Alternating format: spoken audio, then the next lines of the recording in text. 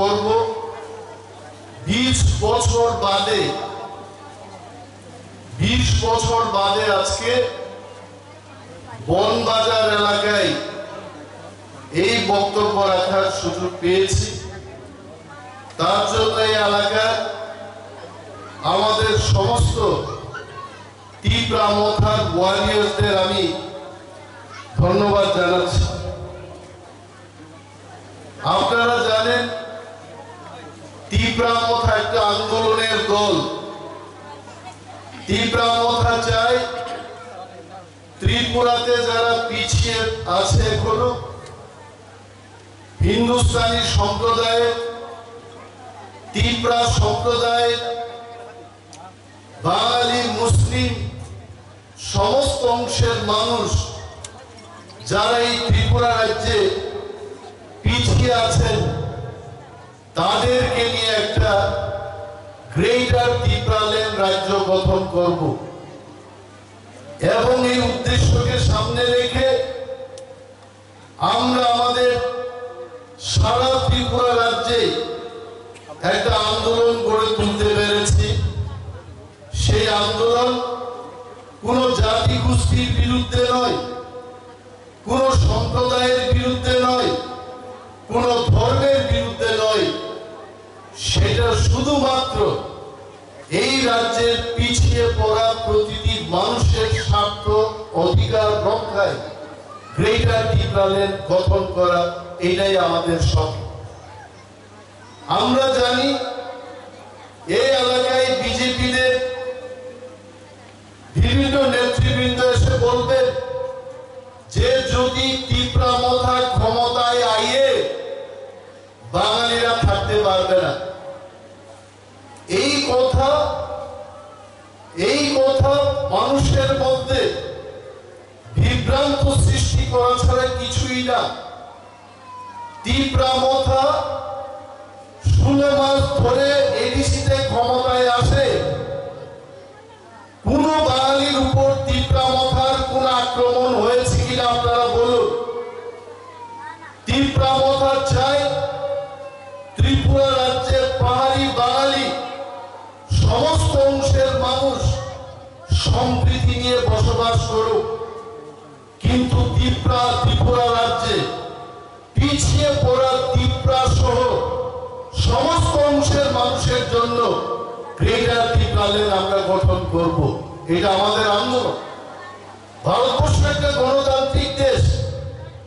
এই দেশের মধ্যে যে কোনো লোক, যে কোনো সম্প্রদায় তার নিজের দাবি উত্থাপন করতে পারে। এখানে যদি হিন্দুস্তানি অংশের মানুষ যদি বলে যে আমাদের স্পেশাল ক্ষমতার দরকার, বনবাজার এলাকার মানুষের জন্য রাস্তাঘাটের দরকার, পানীয় জলের দরকার, ব্যবসায়ীদের জন্য মার্কেট শেডের দরকার, এই দাবি করা অন্যায় না। আমরা আজকে প্রশ্ন করব, 35 বছর সিপিএম এর শাসন ছিল, বনবাজার কেন উন্নত হয় নাই? 4.5 বছর বিজেপির শাসন, কেন আজকে বনবাজারের এই চেহারা হবে? কিন্তু তীব্রা মোথার পক্ষ থেকে আমি অনিমেষ দেববর্মা বলছি, আপনারা তীব্রা মোথাকে সমর্থন করুন। এই বাজারে মার্কেট শেড এবং মার্কেট স্টল আমরা এই ডিসি ইলেকশনের পরেই তৈরি করে দেখাবো। বছর দরকার নেই, এত বছর অপেক্ষার কোনো দরকার নেই। আগামী 2-3 মাসের মধ্যে আমরা এই বনবাজার এলাকার মানুষকে দেখাবো তীব্রা মোথা বনবাজার এলাকার মানুষের সঙ্গে থাকবে কিনা।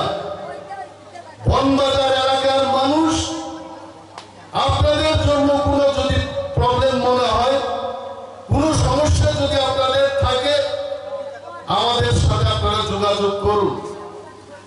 আমরা আপনাদের বিশেষ কিছু এখনই দিতে পারবো না, কারণ আমাদের বড় ক্ষমতার দরকার। রাজ্যের ক্ষমতা আমাদের কাছে আমরা আনতে হবে। ওই ক্ষমতা যদি আমাদের কাছে থাকে, বনবাজার এলাকার গরিব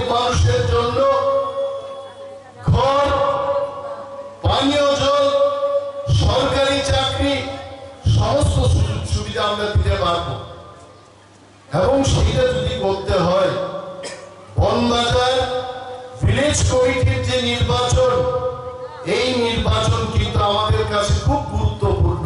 কেন? কালকে তীব্রামথা আমরা তো জানি, আমরা অলরেডি বিশ্লেষণ করাইলাম, পরীক্ষা করাইলাম,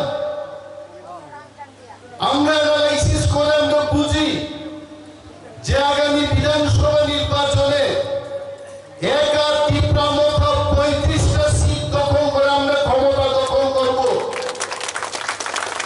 আর যদি রাজ্যে আমাদের ক্ষমতা হয়, বনবাজার এলাকায় বনবাজার বিসি এটা যদি আরেকটা দলের হয়, তখন কিন্তু আপনারা তীব্রামথা করার পরেও সরকারের সুযোগ নাও পাইতে পারেন।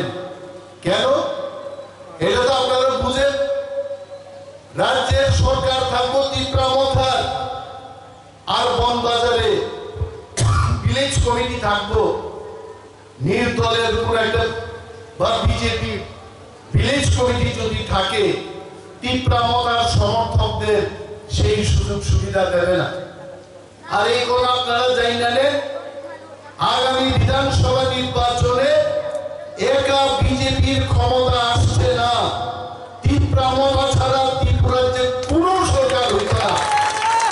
সুতরাং তীব্রামথা সরকারের সমস্ত সুযোগ সুবিধা পাইতে গেলে আপনারা আগামী ভিলেজ কমিটি নির্বাচনে বনবাজার বিসিতে তীব্রামথার ভিলেজ কমিটি গঠন করতে হবে, তবেই গরিব মানুষ আপনারা সুযোগ পাইবেন। আমি আপনাদের জানি না বুঝাইতাম পারছি কিনা, কিন্তু এই কথা আপনারা বুঝলেন। গরিব মানুষের কি দরকার? গরিব মানুষের 2 বেলা খাওয়ার কাজের দরকার। রেগার কাজ দিত আগে, বিজেপির সরকার আসার পরে এখন দেখি মহিলারা দাঁড় করে খালি ফটো তুলে, দিনে 3 বার ফটো তুলে মহিলারা কাঁধে কইরা মাটি কাটতে কাটতে মহিলার যাচ্ছে দিল্লি থেকে বলে রিপোর্ট চাই। আমরা আপনাদের মহিলাদের কথা দিচ্ছি, আমরা তীব্রামথা যদি ক্ষমতায় আসি, এই ধরনের ফটো তোলা আমরা বন্ধ করে দেবো। এইভাবে ফটো তুলে আমরা কাজ করবো না। এই রাজ্য গরিবের রাজ্য, বনবাজার গরিবের বাজার, এইখানে গরিব মানুষ এইভাবে ফটো তুলে শোষণ করতে আমরা দেব না।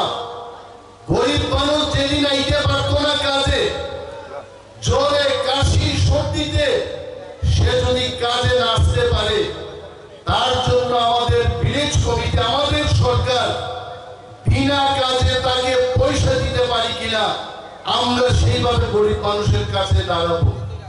এদের মতো মুখে খালি কইব সরকার সাথ সরকার বিকাশ, কোন বিকাশ সরকার?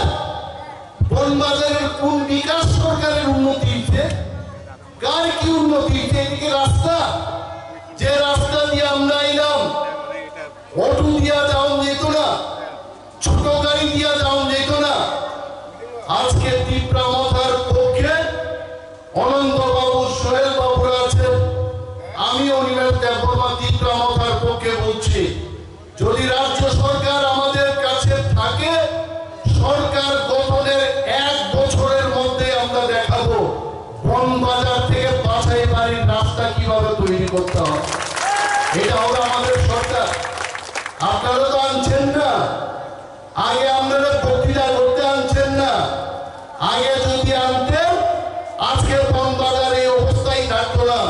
বনবাজারের উন্নতি হইব, আরো বেশি করে উন্নতি হইব।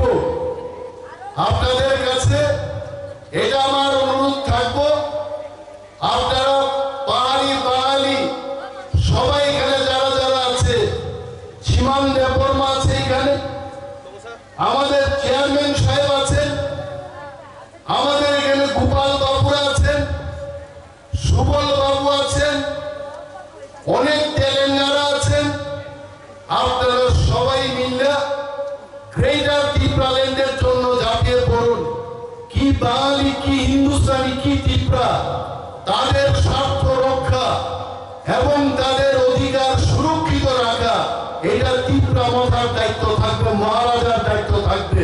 মহারাজার দেশে, মহারাজার রাজ্যে, মহারাজার গ্রেটার ত্রিপুরাল্যান্ডে কেউ লাঞ্ছিত বঞ্চিত হবে না।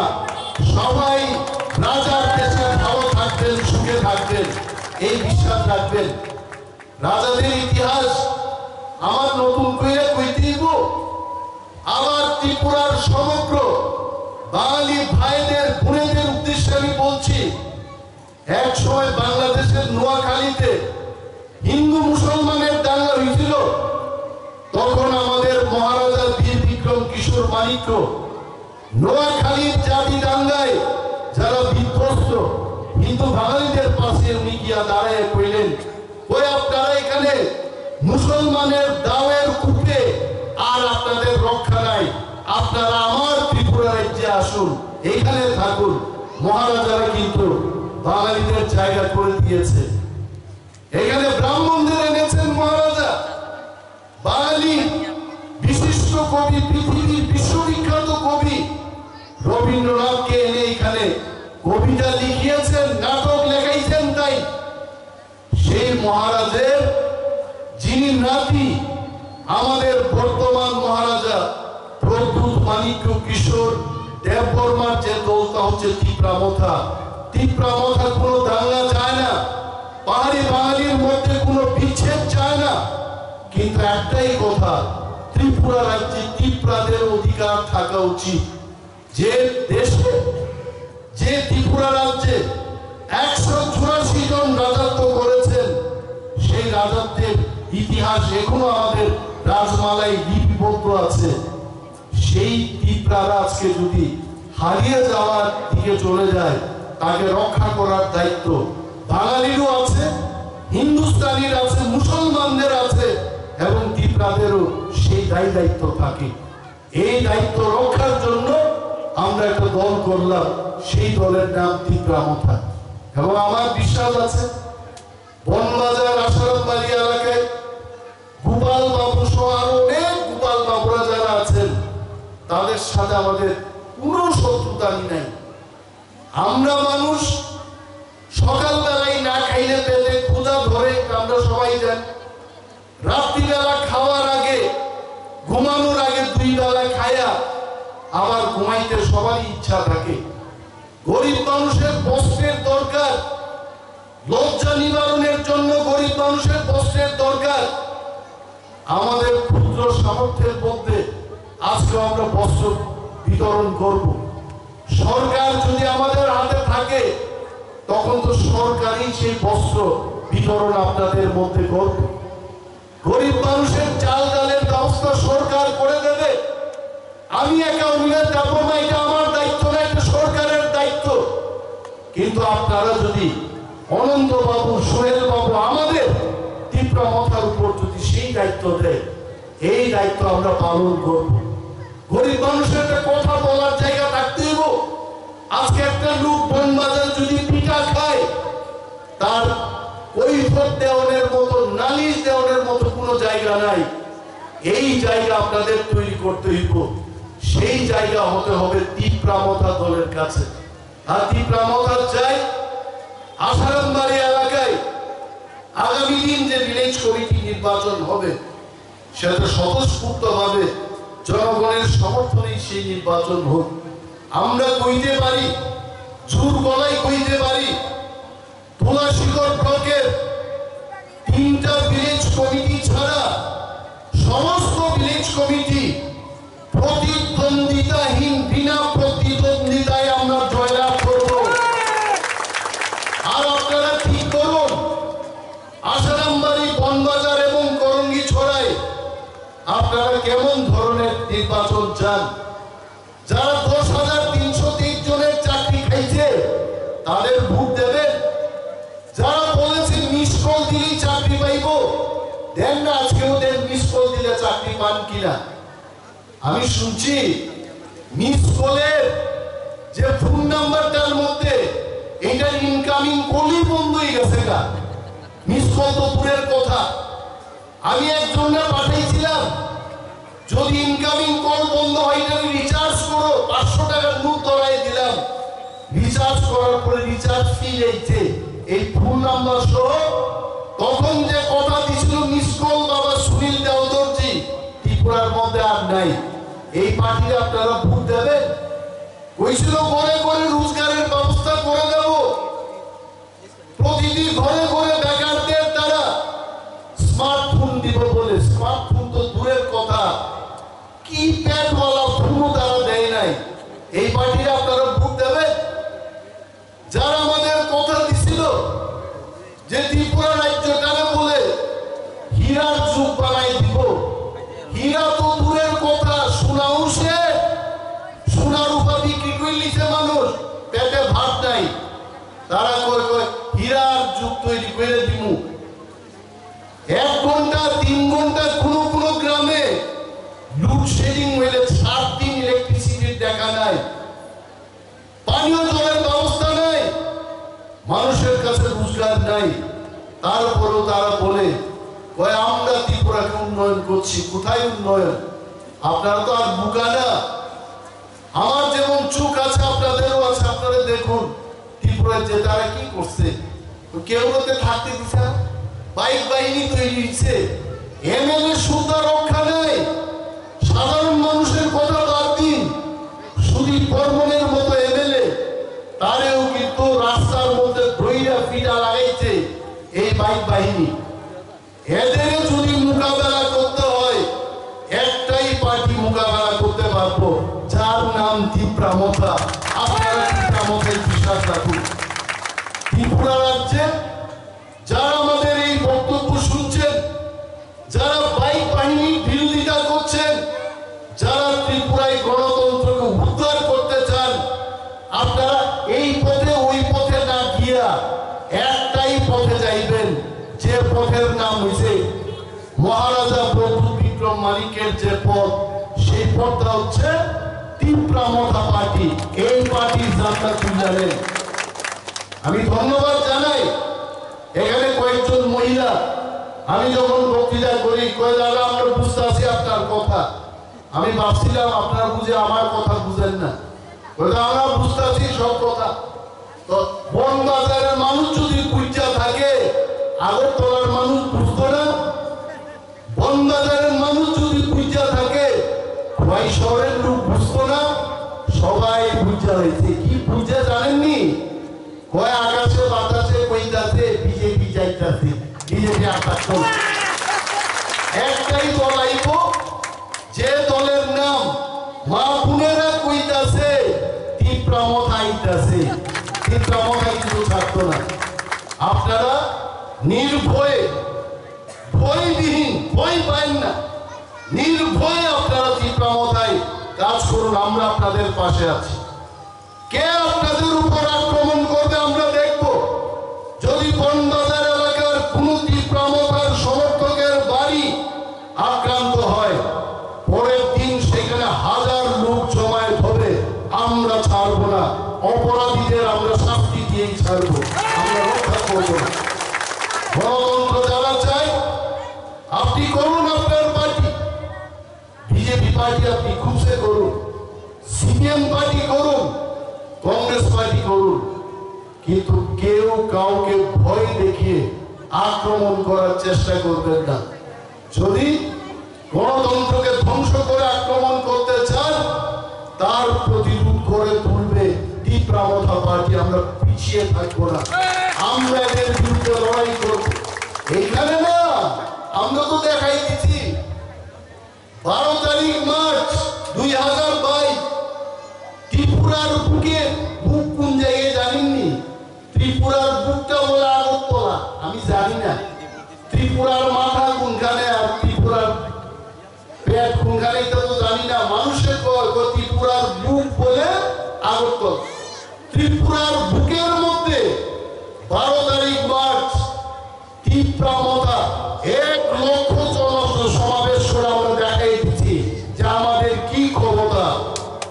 আর আগামী 2-1 মাস বাদে আমরা আবার দেখাবো ত্রিপুরা শুধু ত্রিপুরাদের দল না, হিন্দুস্তানি পাহাড়ি বাঙালি সবাই গিয়া আগরতলাতে কাঁপাইতে দিব। আবার আমরা মহামিছিল করবো, সরকার আনবো, গরিবের সরকার আনবো, চাল সরকার আনবো, পানীয় জলের সরকার আনবো, রেগা শ্রমিকদের সরকার আমরা আনবো।